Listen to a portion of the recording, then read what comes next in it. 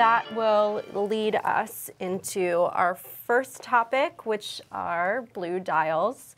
And so I would say that's probably the most obvious trend for 2017. Would you agree? Yes, I'd say blue dials have been on a prodigious run for at least, I'm going to say, 3 years.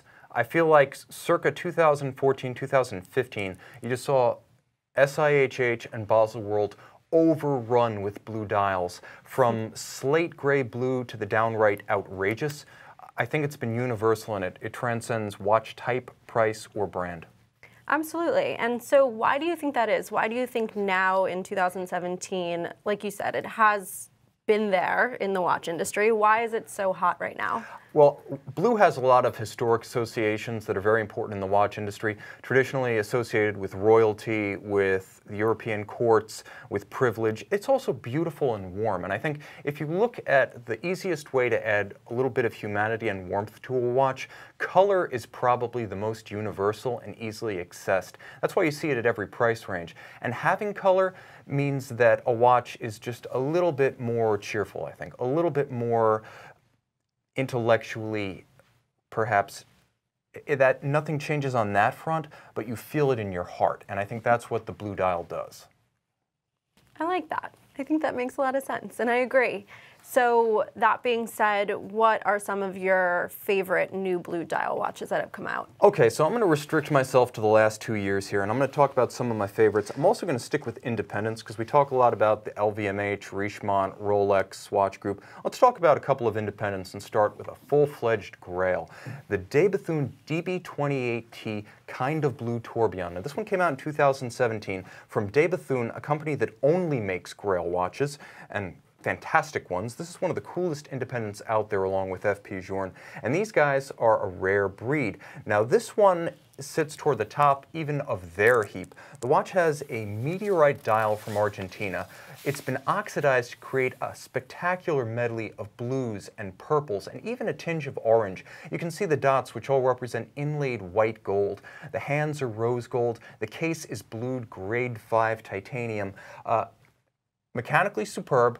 42.6 millimeter case with spring-loaded articulated lugs. How about a 30-second tourbillon that operates at 36,000 vibrations per hour with a silicon and white gold balance wheel, a 5-day power reserve, and quite frankly, a $250,000 price that almost seems reasonable for the 5 pieces that are being made. This is what a dream watch looks like. This is what a grail watch is. De Bethune does it better than just about anyone else out there. I will also say that on the other end of the spectrum, remember when I said that blue dials really transcend price range? A great example of that is the Nomos Ahoi Datum Signalblau. This is a watch that came out this year, and it's, again, the opposite end of the spectrum. Accessible, friendly, fun, cheerful. This is a watch that, for $4,660 US, almost any collector can consider a realistic prospect. Of course, it's probably also the most viable and visible Nomos sports watch. Now consider, you don't have to be a chic to style. Nomos' 2017 offering basically allows you to go high on a low budget. This is a watch that features the in-house caliber DUW 5101, beautifully made, in-house escapement, very accomplished.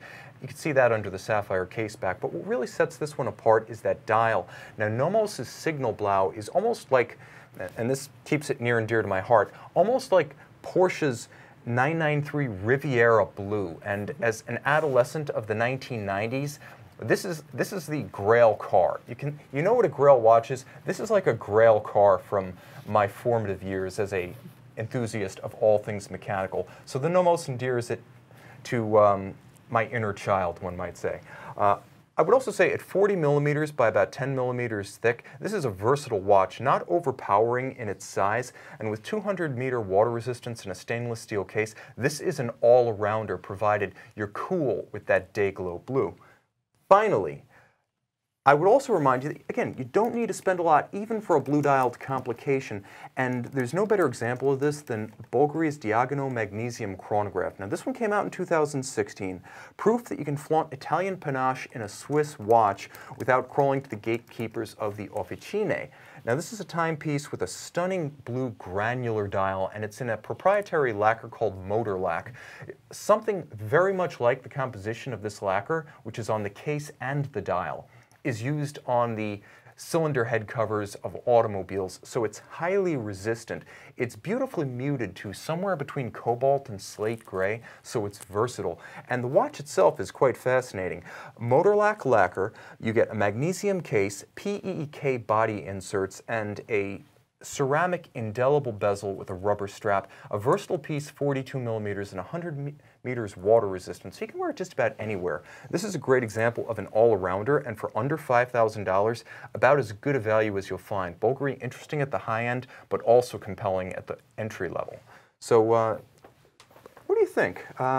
This is a little bit more accessible than overboard blue, like that Richard Mille crazy blue, like something like a RM1103. But I'm interested in hearing where you're coming from with your favorite blue picks. So I picked out two, although there are many that came out this year. My favorite of all of them, I would say, would be this JLC Memovox that came out this year in an edition of 500 pieces. This particular piece we have in our pre-owned inventory. It will be listed on our site shortly. What I love about it is that it kind of fits into two trends that we'll be talking about tonight. So the first trend clearly is blue dials, and then the second trend is watch brands paying homage to their vintage pieces, kind of classics. And this pays homage to one of my favorite classics, which is the Memovox that was originally produced in the 1950s for their manual wind, and the dial, as Tim's pointing out.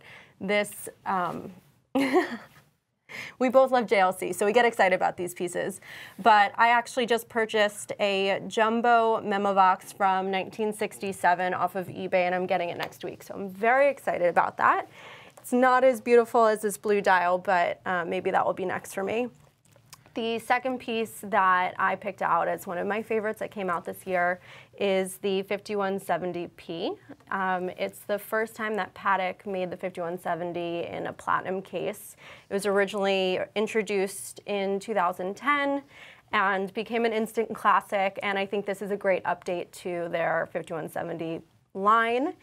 And yeah, I think other notable mentions are the Rolex Sky Dweller that came out in steel with a blue dial.